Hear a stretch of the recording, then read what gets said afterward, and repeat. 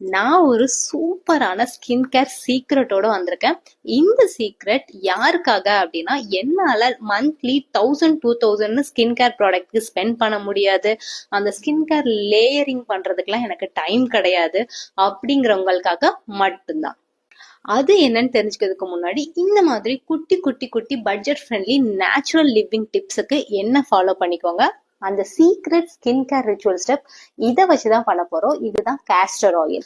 கொஞ்சமா ஒரு 3 to 4 drops அளவுக்கு கேஸ்டர் ஆயில் எடுத்துக்கிட்டு, விளக்கெண்ணெய் அதை எடுத்துக்கிட்டு நல்லா ரப் பண்ணிக்கோங்க.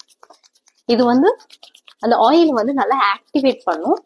ஆக்டிவேட் பண்ணிட்டு உங்க ஃபேஸ்ல ஃபுல்லா அப்படி சூடா இருக்கும். நீங்க வைக்கும் போது ஃபுல்லா டேப் பண்ணிக்கோங்க. ஓகேவா?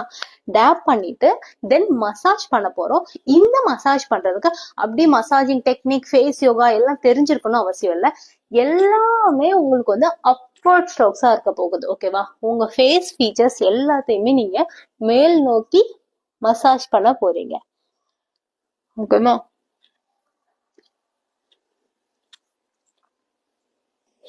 நானும் ஃபர்ஸ்ட் எனக்கும் oily skin, acne prone skin, castor oil ரொம்ப திக்கா இருக்கும், அப்ளை பண்ணலாமா அப்படின்ட்டு கொஞ்சம் டவுட்டா தான் இருந்துச்சு. நான் ஒரு 2 to 3 days பண்ணிட்டு எனக்கு ரிசல்ட் தெரிய ஆரம்பிச்சதுக்கு அப்புறம் தான் உங்களுக்கு ஷேர் பண்றேன். அவ்வளவுதாங்க. ஒரு 2 to 3 minutes பண்ணிட்டு அப்படியே ஒரு 10 to 20 minutes விட்டுட்டு தென் நீங்க குளிச்சுட்டு உங்களோட டெய்லி ரொட்டீன் பார்க்க ஆரம்பிக்கலாம்.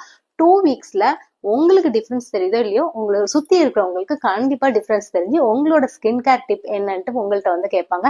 அப்ப மறக்காம நம்ம பேஜை ஷேர் பண்ணி விடுங்க. பாய்.